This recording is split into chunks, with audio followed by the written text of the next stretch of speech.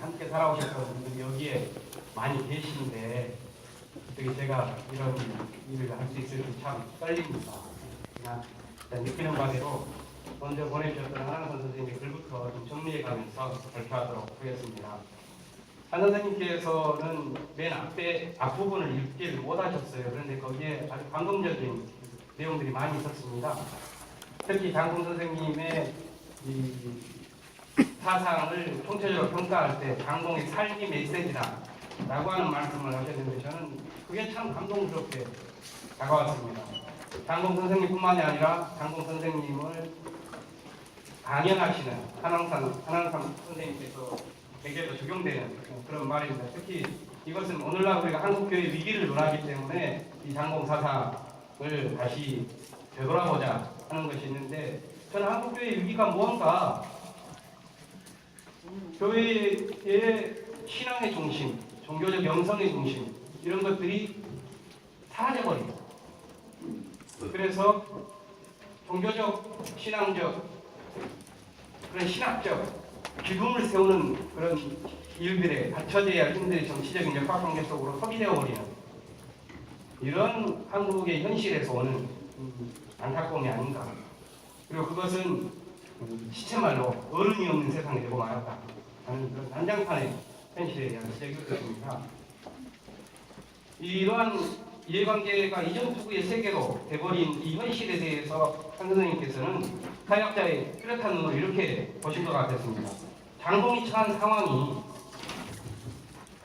어떤 상황이었는가? 그 상황이 오늘날도 여전히 유지되고 적용될 만한 상황이라고 말씀을 하시면서 장동 선생님께서 교권주의자들에게 신학적으로 비판과 박해를 받으셨다면 그들이 바로 친일 냉전 세력이었음을 기억해야 합니다. 그리고 오늘날도 우리 한국교회는 냉전 근본주의와 시장 근본주의 이것과 맞서 싸워야 할 그런 과제를 여전히 갖고 있다라고 하는 말씀을 하고 계십니다. 그러니까 우리가 현실을 보면 교회 안에서든지 밖에서든지 각자가 자신의 영토 안에 갇혀 있고 그것이 배포화되어서 그 이상은 허풍이 없고 사랑이라는 말들이 레토릭으로 소비되어 버리는 그런 현실을 우리가 살아가고 있는 이 발악이라고 표현하시는 이 발악의 삶의 메커니즘을 어떻게 끊을 것인가 라고 하는 그런 질문을 한 선생님께서는 가지셨던 것 같습니다. 그것을 이 각자의 영토에 속해 있는 사람들은 자기의 복잡한 그런 사연들을 저마다 갖고 있을 건데 이 복잡한 사연을 녹여버릴 수 있는 그건 뭔가 이것을 이 사랑이라고 하는 하나님의 사랑을 담고자 하는 이 신앙의 단순한 메시지 이것으로 장동 사상을 뚫어보시면서 이 논문과 한국교회에 대한 본면과 호소를 하셨다고 저는 봤습니다. 여기에는 아주 중요한 영유한 장동 선생님에 대한 께서 하셨던 사상에 대한 정리된 신학적 개념들이 몇 가지가 나왔습니다. 거기에는 이 사랑이 하나님의 사랑에 대한 광장을 어떻게 표현할 것인가 두 가지로 담았는데 하나는 장공애다. 단순한 호의 문제 아니라 하나님의 사랑을 장공애, 무량애 또 봤고 다른 하나는 예수님께서 그 사랑을 그대로 살아가시는 신앙의 삶의 모습을 원수까지도 사랑으로 녹여낸 무원애 이 두 개념으로 말씀하셨습니다.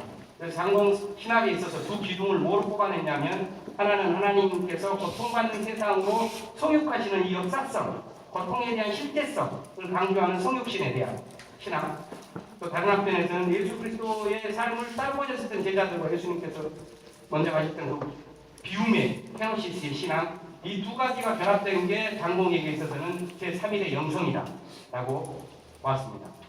이 제3일의 영성이라고 하는 것을 통하여 신앙의 본면을 한 세 가지 해주셨는데 아마 쭉 읽다 보니까 집중을 하지 못하셨을 것 같아가지고 저의 마음속에 다가온 세 가지 문장을 읽어드리는 것으로 한 선생님께서 장동 사상을 우리에게 들려주시는 본면의 메시지가 있다고 봅니다. 첫 번째는 강력 있는 하나님 나라의 운동을 전개해 나가야 한다는 것입니다. 단순히 진보의 역사적 예수에 대한 천착 또 보수의 캐리그마적인 신앙의 소리에 대한 복종 이런 것을 녹여내버릴 수 있고 그걸 초국해낼 수 있는 그런 믿음 위에서 강력 있는 하나님 나라의 운동을 해 나가야 된다. 그렇다면 이 운동은 어떻게 가능한가? 그건 비움의 힘으로 가야 한다. 비움의 힘이란 가장 크고 가장 진보적인 힘이다. 이렇게 표현하셨습니다. 바로 이것이 장동의 제3일의 신앙으로 말씀하셨고요. 이 신앙을 따라 살아가는 사람들에게 마지막 선생님의 본면은 우아한 패배를 두려움 없이 선택해야 승리주의적 복음을 극복하는 길은 거기에 있다라고 말씀하셨는데 저는 이게 참 개인적으로 마음이 깊게 다가왔습니다. 선생님께서 한 2주 전쯤에 여기 오냐고 그러시면서 제가 간다고 그러니까는 저를 불러주셨어요. 초대를 해주셨는데 그러다 보니까 어떻게 그쪽에서 깍두기로 제가 여기에 앉게 되었는데요. 아마 그것은 한 2주 전쯤에 민주신학과 범죄실론이라고 하는 책을 냈기 때문에 그걸 읽어보시고 오늘 장고 선생님의 글과 한번 연결시켜봐라 하는 그런 강구셨던 것 같아요.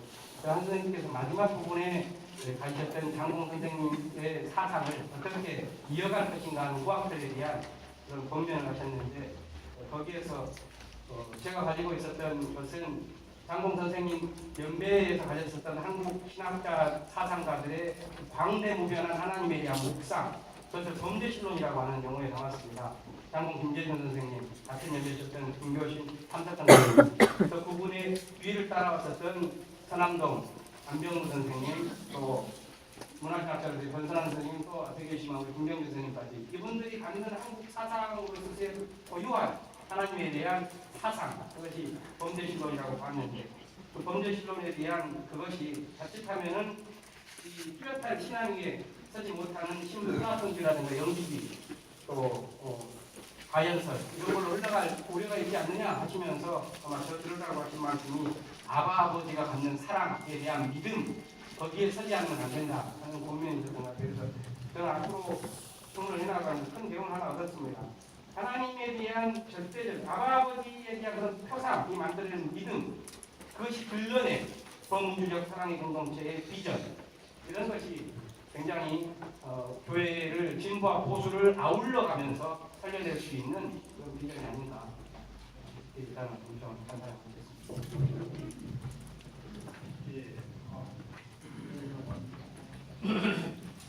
저희가 이 상문에 넣어서 끝내기로 했는데 그 정리를 다 잘해주셔서 이 논평을 하면서 정리 발제에 대한 정리를 저는 안 하겠습니다.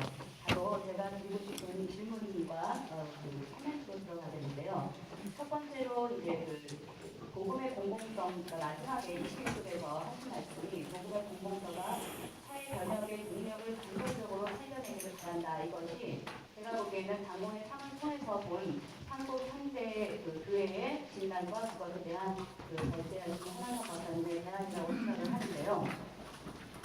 저는 좀 아쉬운 것이 복음의 공공성 회복과 사회변혁의 능력으로서의 교회가 어떻게 이 사회변혁의 능력으로 작용할 수 있는지에 대한 방향 제시까지 좀 해주셨으면 좋았지 않았을까 하는 생각을 했었습니다. 그런데 제가 이제 발전을 읽으면서 생각했던 것이 최근에 이루어지고 있는 그러니까 자기 비움과 성육을 얘기를 하시는 것을 이제 모티브로 삼아서 작은 교회 운동과 같은 그런 것을 생각하게 되신 건 아닌가 하는 생각을 했었고요. 그다음에 이제 김현 박사님도 다양하게 얘기를 해주셨지만 성령 신학과 자기 비움 신학을 이 광고한 신학을 모티브로 하는 대안으로 제시를 하고 싶고 계시기 때문에 만약에 교회가 사회 변혁적 동력의 복음의 공공성을 실현하기 위해서 자기 비움이라면 사회적 11조를 우리가 하는 그런 교회들, 그다음에 성령의 신학으로서 사회적인 신방, 우리 최근에 주는 말씀이 되게 맞는 말이었는데요. 산업선조, 사회선조 이런 말들이 사회적 신방이라는 얘기로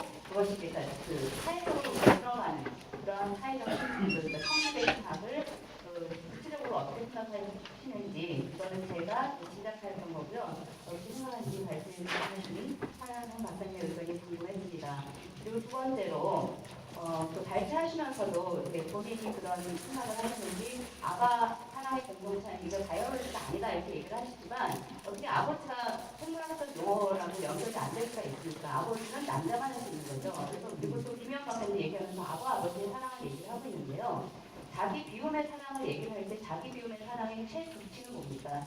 자궁에서 생명을 내는 탄생의 출산의 경험이거든요. 그리고 21쪽에서 모성적 아바 사랑이라고 얘기하는데 이 두 가지가 함께 할 수 없는 용어인데 왜 굳이 아바라는 용어를 이렇게 자주 쓰시는지 그것에 대해서 여성으로서 굉장히 불편했습니다. 그리고 이러한 용어가 가지고 있는 사회학을 하신 분이 언어의 사회학적 분석을 분명히 아실 텐데 전우주적 사랑의 공동체 얘기를 하면서 왜 거기에 모성적 바바 사랑이 있어요? 저는 그게 말이 안 되는 그 조합이거든요. 그러니까 모성적 바바 사랑, 그냥 모성적 사랑 아니면 우주적 사랑 이렇게 얘기를 했으면 왜 이런 용어들을 굳이 쓰셨을까 하는 그런 좀 안타까움이 있었습니다. 그리고 세 번째로 이러한 자기분과 성립의 사랑이 원수 사랑으로 얘기를 하셨고, 그리고 제 최근에서도 이 분단 상황에서의 원수 사랑의 중요성을 이제 많이 강조를 하셨는데, 제가 요즘 또 읽은 책 중에 하나가 성서와 대한사파라고 하는 롤랜드보어의 책인데, 거기서 얘기하는 것은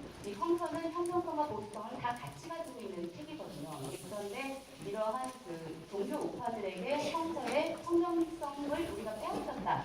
근데 저는 한국 교회가 특히 이 성서의 문자주의적인 해석과 그다음에 성경성을 다 잃어버린 그런 문자적 성서 해석이 가능할 수 있었던 것은 분단 상황이라고 생각을 합니다. 이런 분단 상황에서 조금이라도 정말 성경적 성서 해석을 할 때는 다 몽공으로 자병으로 몰리니까 이러한 상황에서 분단 상황에서의 원수 사랑이라는 것이 구체적으로 교회가 어떻게 실천할 수 있는지가 굉장히 궁금했습니다.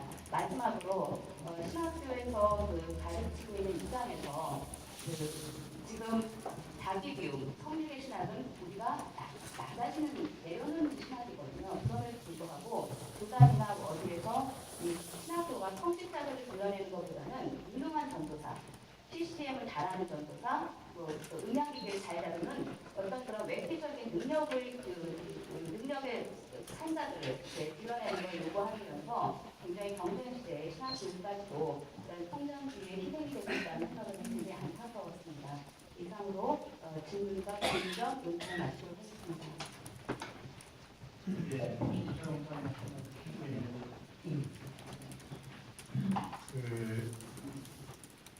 지난 7월에 광주 5.18 묘역에 성황용 목사님 추도식이 있었습니다. 많이들 안 오시더라고요. 요즘은 한 7, 8분 이렇게 오셨는데 항상 매년 그럽니다. 추도식이 묘역에서 끝나고 나면은 가서 여기 식당에 가서 점심을 다시 나누는데 점심을 나누면서 마침 서광선 목사님이 이렇게 함께 자리를 하셨어요. 그래서 나누면서 서 목사님 제가 10월 달에 이렇게 장공 기념사업회에서 이렇게 한국교회 소생할 수 있는가라고 하는 주제로 토론을 하는데 제가 패널로 참여하게 됐습니다. 한국교회 소생하면 안 돼. 절대로 안 된다고 말해요. 이렇게 말씀하시더라고요. 성장제일주의, 개교회주의, 물질주의, 사유화 이런 데 빠져있는 한국 교회는 죽어야 된다. 살아나면 안 된다. 그런 말씀으로 제가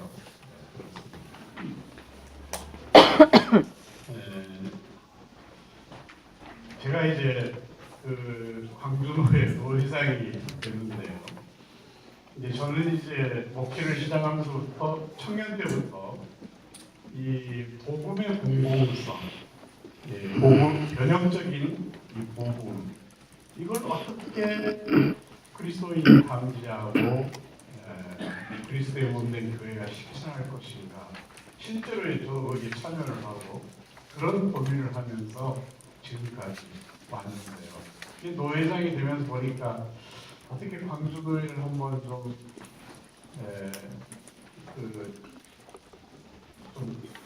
그런 교회로 노예로 만들어 볼까 생각을 하면서 먼저 그냥 떠오르는 것이 공교회 그리스도교회는 한 교회다라고 하는 우리 교회의 본질이죠. 이 공교회성을 어떻게 강화할 수 있을까? 이거 가지고 고민하고 지금 이제 노회장도 6개월 됐는데요. 속된 말로 씨알도 못히지 참 저희 이제 광주도에 보면은 이제 북노회가 돼가지고 이제 목회자는 100여 명 됩니다만 교회 수는 한 70여 개, 교인이 한 10,000명 되고 그러는데 저는 이제 무엇보다 목회자들의 관심을 가지고 이렇게 보면은 이 큰 교회 목회자는 큰 교회 목회자예요. 작은 교회 목회자는 작은 교회 목회자로 한마디로 얘기하면 서바이벌입니다. 생존입니다. 어떤 이제 큰 교회에서는 담임 목사를 이렇게 이제 15년 동안 목회한 담임 목사를 내보냈는데 그 이유가 뭐냐면은 교회가 성장이 안 된다. 교회가 성장이 안 된다는 거예요. 그래서 이제 새로운 목회자를 이렇게 이제 청빙하면서 청빙 서약서에다가 뭐라고 썼냐면은 5년 이내에 참 그런 게 있습니다. 교회를 30% 지금 수에서 성장을 못 시키면은 스스로 사표를 쓰고 나간다. 그걸 서약을 한 거예요.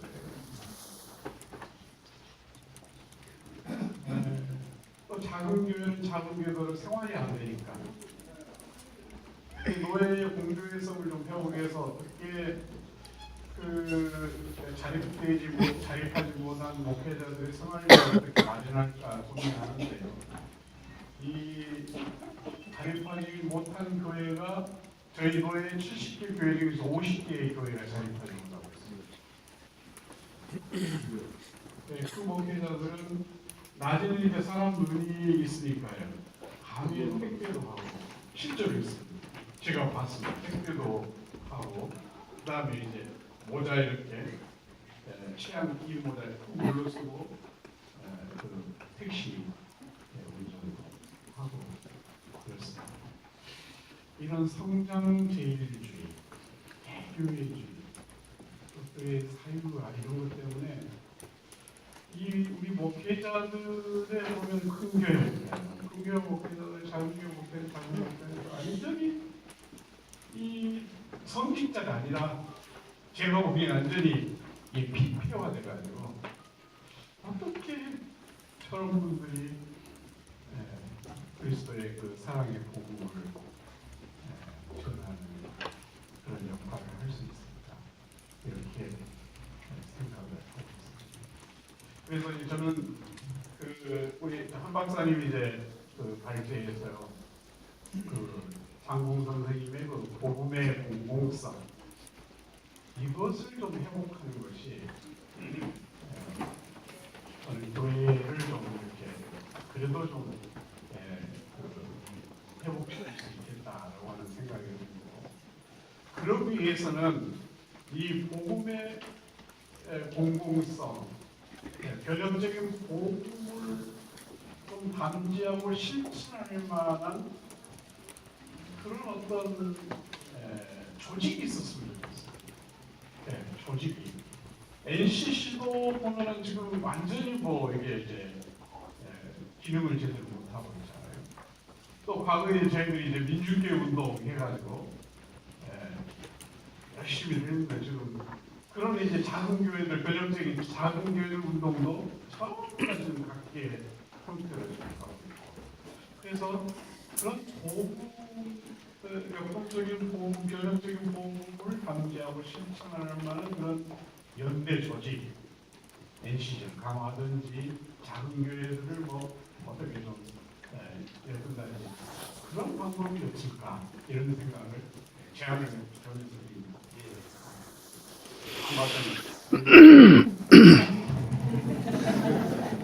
하필이면 그왜 아가 사랑의 공동사라고 우리 이영희 박사 좀 서운합니다. 이영희 박사는 생물학적인 여성성, 생물학적인 남성성에는 이해 있는 분이 아니라는 걸 압니다. 이미 초월하신 분이기 때문에 이야기하자니까 이렇게 말씀하는 거 같은데 거기부터 제가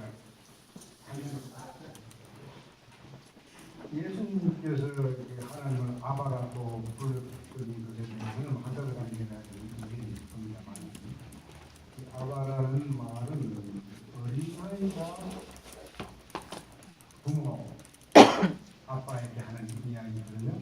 어린아이에게 중요한 것은 아버지는 남자고 어머니는 여자다 하는 그 바이올로지컬 트레이트가 중요한 게 아니고 사랑이 중요한 거예요. 내가 부당한 아픔이 있을 때 그 품에 가면은 안아주고 보듬어 주고 사랑이 중요하기 때문에 구성이냐 모성이냐 하는 방침은 생물학에 있는 게 아니고 사랑이 있습니다. 그 유대 문화에서 아바는 심판이고 초월 세계에서 세계를 간섭하는 그 인터벤셔니스트적인 구성은 심판으로 그런 하나님과 비교할 때 장공의 사랑에 무한한 하나님은 그때 아바라고 어린아이에게서는 생물학이 중요한 게 아닙니다요. 사랑이 중요해요. 그런 뜻이라고 생각합니다. 그래서 그 한가의 기부에서 나오는 아버지 보면요 생물학적인 아버지가 아니고 한가 보면서 버선발로 뛰어가는 우리 유교 전통에서 절대로 가부장적 아버지가 아니고 엄마입니다. 그 집이 중요한 거니까 이 밖에 다 하시고 가는 게 아니라 김 박사님 김 박사님 그런 이야기 하시는데 굉장히 김 박사는 아바 사랑 난공의 생각인데 사랑이 자체 늘 깊은 한국교회 진보가 모두가 아우를 수 있는 공익을 사랑한 가능성을 봤는데 그래도 이제 우리 여성 신학자는 그걸 다르게 공부해나 재밌다 생각했습니다. 근데 이게 보수와 진보를 아우르는 동력으로서의 아바 사랑 장공에는 참 중요한데 여기 이제 보수가 바로 한국 현대 컨텍스트에서 장공을 마녀 사랑했던 친일 냉전 세력의 입장을 동조하는 걸로 가는 것은 참 경계해야 한다고 생각합니다. 그러니까 얘는 얘 아니요 하는 그 장공의 그 정신을 항상 우리가 기준으로 갖고 있으면서 문양의 모원을 우리가 내세가 합니다. 이 문제는 간단하지 않습니다. 제가 강연에서 누구한테 질문을 받았습니다. 판사들 앞에서 강연하는데 선생님은 원수를 잘 용납합니까? 전두환 씨를 용납합니까? 이렇게 구체적으로 물어서 제가 굉장히 당황한 적이 있거든요. 그래서 제가 이렇게 피했습니다. 그분이 하루빨리 자기가 광주 사람들과 우리 민주세력 때 가했던 그 엄청난 고통에 대해서 공적으로 사과하는 말을 하기를 나는 지금 못 빠지겠습니다. 딱 그 사과하면 난 깨달아서 바다로 사과했죠. 근데 그게 그 공적인 사과를 안 하는 때문에 내가 누구의 자격으로 수천 명 죽은 그 사람들을 대신해서 용서할 힘이 있겠는가. 김대중 선생님이 미국에서 마음에 강연을 하는데 강연에서 한번 광주 경상을 이야기했는데 그때 들었던 사람 가운데 그런 반응이 있었습니다. 누구의 자격으로 누가 당신한테 용서할 힘을 줬느냐. 진짜 피해자는 억울해하는데 그런 문제가 있습니다. 그래서 진보 보수를 다 어우르는 아바에를 적용할 때 이것을 추상적으로 하지 말고 강자로 하는 건 역시 할 수 있도록 그들이 감동을 줘야 한다. 그리고 이제 다른 건 놔뒀고요. 생각하셔서 그러면 공공성 회복을 구체적인 방안이 없다. 사실 방안이 교회에서는 내가 주제는 이야기하고 할 수가 없습니다. 장공의 제자들이 2차적으로 나가서 밖에서 가라. 그 장공을 관심과 기상에 그래서 해방시켜서 그분을 모시고 같이 하자. 이게 내 이야기였으니까 나보고 이제 구체적인 걸 내놓으라고 하면 너무 지금 내가 생각하는 게 이겁니다.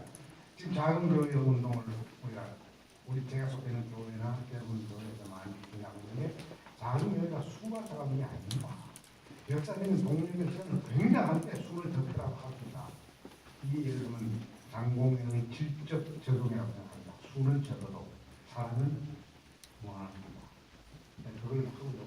하나에 대해서 구체적으로 말씀드리고 싶은 것은 지금 우리 이철 목사님께서 좀 조직이 있으면 좋겠다는데 조직이 되면 좀 곤란하다고 생각하고 공공세가 되는데 지금 이런 게 있습니다. 이 시간에 이라크와 시리아에서 그 아이시스가 굉장한 그 테러리스트로 지금 인식이 돼서 많은 사람들이 고통이 됩니다. 미국은 폭격을 가합니다. 유럽도 거의 폭격을 가능합니다. 이런 상황에서 프리엠프티브 선제적 러브 코올리션 사랑 실천 시민 조직이 지금 작동하고 있는데 그것이 무슨 일을 하고 하면 순위파 아이들 심장병 환자 수술해줍니다. 순위파가 아니라 시아파도 있고 기독교 신자도 있고 무종교도 있습니다. 지난달에 1000번째 수술했습니다. 이게 어떤 효과가 되는 하니 이 아이시스의 존재를 흔듭니다. 아이시스가 제일 무서운 것은 와싱턴의 폭격이 아닙니다. 미국이 폭격을 하면 할수록 자기들이 미국과 싸우는 무력으로 싸우는 정당성을 얻을 수가 있습니다. 조금도. 유럽이나 무슬림 쪽에 흩어져 있는 청년들을 이렇게 충분한데도 미국의 폭격이 아주 그렇게 적절하게 활용되고 있습니다. 이 사람들이 제일 무서운 게 이 심장 수술하는 이 선제적 사랑 실천 NGO의 힘이 무서운. 왜냐하면 수술을 받은 부모들이 이제 아이시스 지원 안 합니다. 원수가 와서 우리 아이를 살린다. 이렇게 생각하는 것이죠. 그래서 이게 애자무적 원수를 선한 방법으로 발설을 통해서 원수를 사라지게 하는 그 힘을 무력화시키는 일을 지금 내가 말하고 있는 이 시간에 합니다. 오늘 집에 돌아가시는 여러분들 젊은이들 인터넷에 가서 프리엠프티브 선제적 것만 꼭 스트라이크가 나옵니다. 왜 부시가 되겠습니다. 선제적 공격 폭격인데 선제적 사랑 실천이라는 게 나옵니다. 프리엠프티브를 러브 코리션 치시면은 지금 어떻게 녹음을 해서 어떻게 하고 있다 하는 걸 보입니다. 나는 그 기독교 NGO가 나왔는데요. 한국 교회가 예배를 보면서 그런 동기를 주고 예배 연장으로 할 수 있고 예배를 밖에서 할 수 있다잖아. 그게 이제 NCC를 강화하는 거 못지않게 중요한데 왜 미국의 기독교 신자들은 선제적 사랑 실천 연대를 하는데 왜 우리는 못합니까? 남북 관계에서 지금 또 물어보시죠. 구체적으로 어떻게 불가능을 생각합니다. 지금 한국에서 저런 걸 알겠습니다만은 저도 교회 지정 운동을 공부하는지 북한의 지체당에다 그리고 고아들을 한 달에 10,000만 하면 한 달을 그들의 어려움을 이기는 데 도움이 된다 이거죠. 그거 하고 있습니다. 그런 프로그램을 저희가 하고 있습니다. 그 목사님 참고가 많이 있다고 생각합니다. 그러니까 난 프리엠프티브 참 프리엠프티브란 말에 공격적인 말이 안 나오고 사랑이란 말이 나오는 이 발상이 대단한 이 모범적인 발상이라고 생각합니다. 그래서 그런 것도 한국에서 하자. 우리 한국에 의사들이 많이 있습니다. 의사들이 전문 분야별로 큰 거에서 수학과 신장경학과 이렇게 해가지고 북한의 그런 사람을 도와주는 대학만 있다. 그것이 당공의 실천하는 방법이라고 합니다. 그것이 보수와 진보를 아우르는 사랑 실천의 방법이라고 합니다. 원수를 끌고 가는 가장 좋은 방법이 좋아하는 패배를 받아들이는 게 부끄러워하지 그게 힘든다. 나를 모아하는 패배지만 패배를 여러분 당해보니까 아주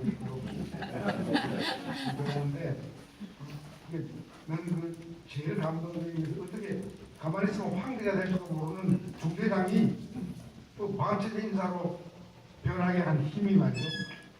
예수의 원수 사랑을 실천하는 원수를 위한 저들이 무슨 짓을 하는 건 모른다. 원수 사랑하면서 저들의 영생 이유까지를 받아서 기도하는 그걸 보고서 야 내가 교과서에서 초등학교 때 배운 시사의 가르침은 아니다. 이 에반게리온 그들의 승승장구의 승리의 에반게리온을 복음에 한다는 것을 우리가 그걸 안 쓰고 꼭 한국교회 이끌어가는 당근봉사님을 1950년초에 쫓아냈던 그 교권주의자들이 맹된 건물들이 아직도 우리 교회를 장악하고 있다고 하는 사실은 그런 가능성 백부장을 그야말로 그 속에 발악하는 마음을 녹에 없애는 그런 사랑의 소리가 없다는 게 아닙니다. 그건 패배를 통해서만 하는 활동이다. 예수님이 안 죽었으면 안 돌아가셨으면 그거 안 되는 거죠. 예수님 하나님이 하는 가정이지만 베드로가 갖고 와서 하고 있을 때, 야, 너 혼자 하지 말고 사람을 모아가지고 와. 나한테 물 빌었어. 하나가 100명씩 모아가지고 1200명 모아가지고 와. 한 분짜. 이렇게 해서는 그거는 유언입니다. 장공에는 유언입니다. 그래서 하나의 게릴라 대장 예수로서 그 키우더스 정도 대단히 나왔습니다. 예, 그 말씀과 관련해서 지금 한 박사님이 이런 말씀하셨거든요. 근원적 평화는 강자가 스스로 자기 본질을 과감하게 기어내고 약자의 체질을 즐겁게 취할 때 온다고 저는 생각합니다. 강자가 정말 그렇게 할 수 있을까요? 그 하라 그러다가 맞아 죽을 수 있어요. 그래서 수유라고 생긴 거 아닙니까? 마가 우리가 예술가라 그러면 어목한 미기 대신에서는 맞아 죽을 각오라고 해야 되는데 그런 게 아니죠. 절대로 악으로 대하는 근데 우리 역사 속에서 깐디가 그랬고 마틴 루터 킹이 그랬고 그러니까요. 우리도 못하는 바가 없죠. 근데 말을 이렇게 하니까 겁나죠. 힘들죠. 예, 저기 그 패널들이 지금 질문을 하셨는데 플로에도 두 분에게 기회를 드리겠다는 말씀을 했습니다. 혹시 강사분에게 그 여쭤보실 말씀 있으면 두 분에게만 기회를 드리겠습니다. 그 시간이 혹시 하실 말씀 여쭤보실 말씀.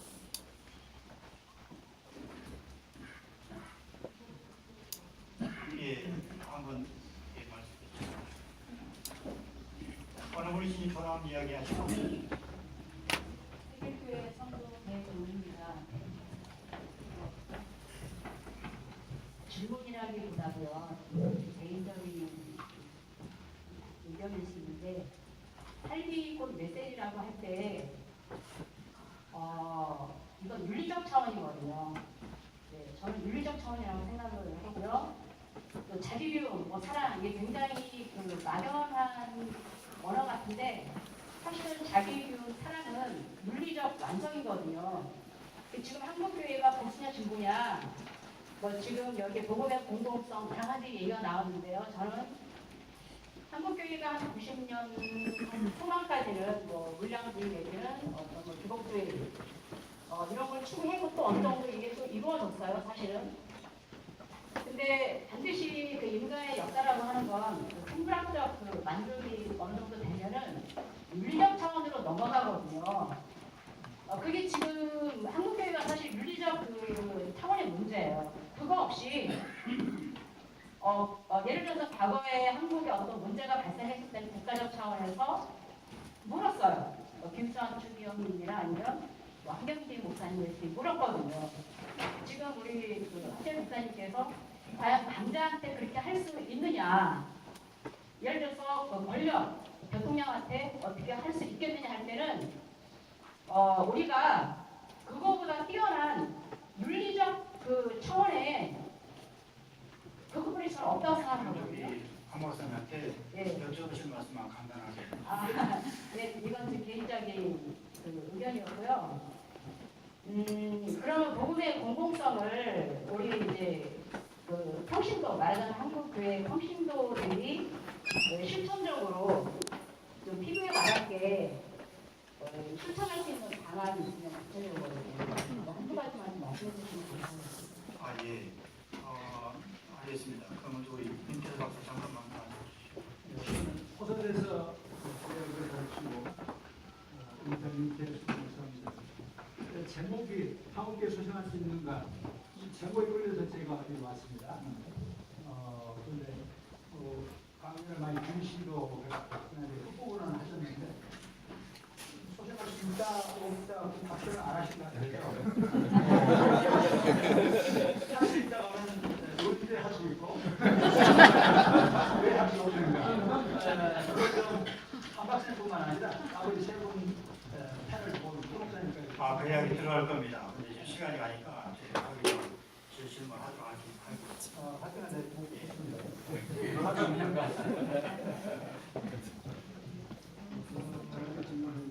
예.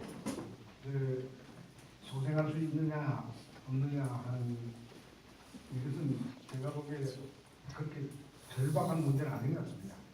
우리가 소생하기를 바라도 제대로 소생이 안 되고 있고요. 절대로 안 죽습니다. 안 죽는 이유가 그게 복음의 공공성 때문에 안 죽는 게 아니라 복음의 사익성 때문에 마치 시장의 갑질이 죽지 않고 갑질을 계속하듯이 한국 교회에 못된 갑질을 하는 비공공적 사람들 때문에 절대로 손을 안 댑니다. 사람이 그런 부분 소멸 좀 됐으면 좋겠어요. 네, 그러니까 제가 그 당혹스러운 근본 문제는 이런 겁니다. 예수께서 요한복음에 보면은 6월절을 참 오랜만에 예루살렘 가셔서 그날이 안식일인데 왜 성전에 예루살렘 성전에 안 갔을까? 예수님 성전에 안 가셨어요. 목사님 아시다시피 베데스다로 갔어요. 여분의 고통 있는 곳에 갔거든요. 그 교훈에서 우리가 비춰볼 때 나는 2014년 오늘 예수님이 한국에 오신다면 교회 갈까? 안 가신다고 생각합니다. 그렇다면 안 가신 교회가 그 소매를 해야 되느냐 안 해야 되느냐 이건 저희 이relevant한 이슈가 중요한 것 같지 않아요? 왜 안 가느냐 이건 뭐예요? 왜 예수님이 지금 오신다면 한국의 베데스다로 가지 제도교회 큰 교회 그런 마모니를 빠진 교회 아니냐? 그 근본적인 질문은 이런 겁니다. 예수님이 크리스찬인가? 나 크리스찬 아닐 것 같습니다. 그렇다면 여기 근본적인 질문입니다. 복음의 공공성을 찾는 바로 그 질문이잖아요. 그러니까 구체적인 방안이 뭐냐 이것을 저에게 묻지 마십시오. 80이라든 저에게 묻지 마시고 여러분이 찾으십시오. 이게 우리 김 박사 과정신학이나 그쪽에서 강조하는 창발적인 자기 과정에서 찾으십시오.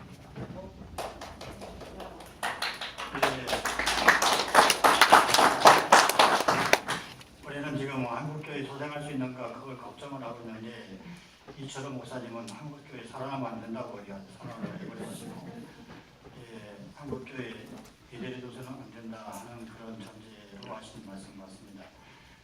이 말이 그동안 사실은 교회 개혁에 대한 이야기 지난 10수년 동안 엄청나게 많이 있었습니다. 이대로 안 된다, 변혁이 안 된다, 개혁이 안 된다. 하지만 실질적으로 달라진 모습은 거의 느끼지 못하고 있어서 그동안 필요된 내용들 중에 가장 좀 극단적인 편이 아닌가. 저는 한국교회 소생할 수 있는가 하는 자체는 생물학적으로 죽었다는 표현은 아니고 거의 죽은 상태, 가사 상태 제 역할을 못하고 과연 깨어날 수 있을까 하는 이미지가 되어있다고 봅니다. 그런데 이 말의 적합성이 옳은지 그런지 이야기를 해봐야 할 것 같습니다. 근데 왜 이런 말이 나오게 됐는지 오늘 패널들이 그래도 한국교회 실상에 대해서 한마디씩 해주시면 좋겠다 싶습니다.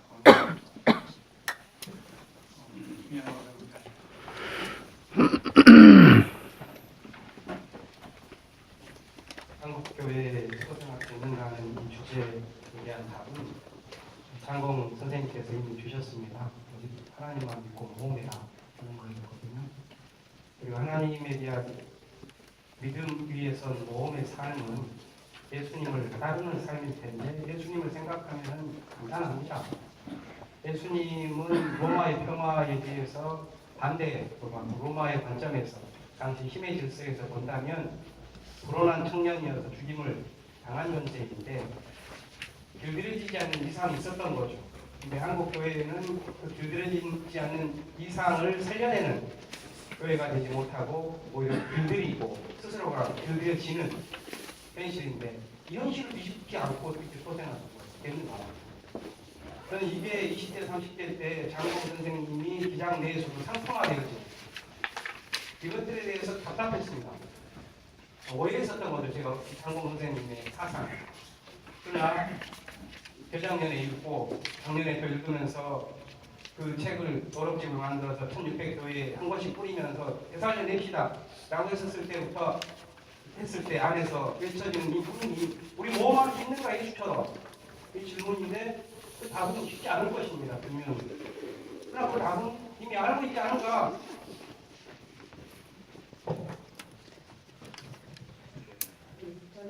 그 사람들이 교회를 비판하고 죽음을 소개할 것인가에 질문을 할 정도로 죽음을 얘기를 하지만 사실 개개인을 보면 속이 세속주의 특징 중에 하나인데요. 영성에 대한 갈망 이런 것이 이제 이런 식으로 대한민국 영성 운동을 하는 것은 그만큼 우리 교회가 개개인의 영성에 대한 어떤 갈급함을 충족해주지 못하는 그러한 것을 대변해준다고 생각을 하고요. 그런 의미에서 지금 저는 한국 교회가 사람들, 그러니까 교회 자체도 탐욕의 그 하나의 모태가 되고 있지만 개개인이 자기 탐욕으로 이렇게 뭉쳐있는 그러한 물질만에 대해서 해결되지 못하는 그런 영성을 탐욕을 드러내고 그 자리에 창조주와의 어떤 그 창조 영성으로 회복 이것이 한국 교회가 살고도 저는 별로 관심 없고요. 창조 질서의 어떤 그런 본론, 그다음에 창조 생명체로서의 어떤 그 온전함을 회복 이것이 지금 교회가 더 중심되게 관심을 가져야 된다고 생각하고 그것을 하지 못하면 한국 교회는 물론이고 인간이 죽을 수밖에 없다고 생각을 합니다. 그래서 저는 그 질문에 대한 대답은 자기의 욕심을 두고 그 안에 창조 영성으로 온전한 생명체로 살아남을 수 있도록 교회가 봉사할 수 있고 또 그러한 존재들 매개체들이 되는 것 그것이 한국 교회가 나아가야 할 방향이라고 저는 생각합니다. 예, 아까 저희 전 목사님께서는 그 교회 성장도에 대해서 깊은 우려를 표현하시는데 현장에 목회하시는 분으로서 한국교회 전체에 왜 이런 소리를 듣게 되는지 친절하게 좀 네, 간단하게 말씀드리겠습니다. 그 한국 교회 특히 개신교회가 이 성장주의 이걸 좀 극복해야 될 것 같습니다. 성장이 이미 멈췄는데 또 계속 성장을 하려고 하니까 이게 어떻게 됩니까? 그래서 이제 성장보다는 좀 사회의 그 이주민들이나 또 장애인들이나 약자들에 대한 관심을 가지고 좀 나눔을 좀 자꾸 뭐 개척교회 하려고 하고 왜 돈물을 주려고 하지 말고 그 사회적 약자들을 돕는 좀 나눴으면 좋겠어요. 그런 방향으로 떴으면 좋겠어요. 제가 이제 광주 IMCA 이사장을 할 때 지금 광산구청 광주 내 이제 구청이 구가 되어 있습니다만 그 민영배 청장이라고 광산구청장인데 아주 믿음이 좋은 청장이에요. 그래서 초청해가지고 한 30분 정도 이제 목회자들이 이제 한 100여 명이 모이는 자리에서 그 민영배 청장이 교회에 대해서 목회자들의 관해서 호소 비슷하게 얘기를 했는데 이 민영배 청장이 되자마자 그 광산투게더라고 하는 걸 만들어가지고요. 그 지역의 그 이주 여성들, 그 장애인들, 참 어려운 사람들을 돕는 그런 그 시민들, 기업들도 참여하고 해서 만들었는데 제일 문을 안 여는 게 교회라고. 그래서 얼마나 부끄럽죠. 교회가 다 개인도 참여하고 기업도 참여하고 또 뭐 기업 사업하는 분들도 다 참여하는데 교회가 참여하는 거예요. 좀 이제 좀 성장으로 눈을 돌리지 말고 이제 사랑의 실천 그런 지역사회 어려운 이웃들을 돕는 그런 데를 좀 눈을 돌렸으면 좋겠고 그러면 좀 소생할 수 있지 않을까 생각합니다. 자, 그럼 실례일지도 모르겠는데 좀 솔직히 이야기해 봅시다. 이 목사님께서는 교회 성장에 대해서 신경 잘 안 하시나요?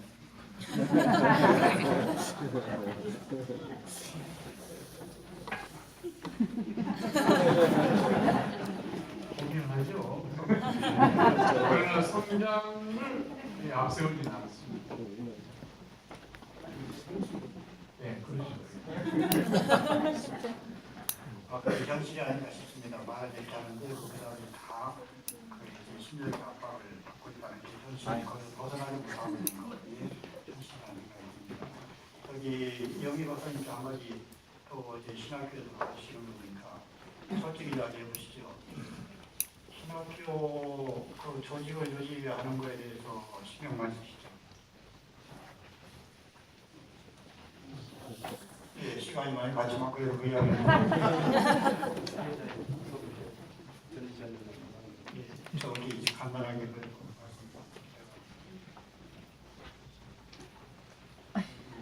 열심히 조금까지 하기로 했는데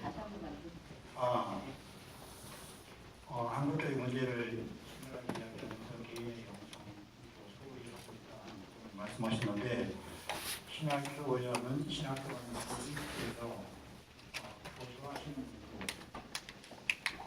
이게 교회에 대한 염려가 있잖아요. 신학교 조직을 운영하고 그 알차게 하는데 더 많이 신경을 쓰지 않느냐.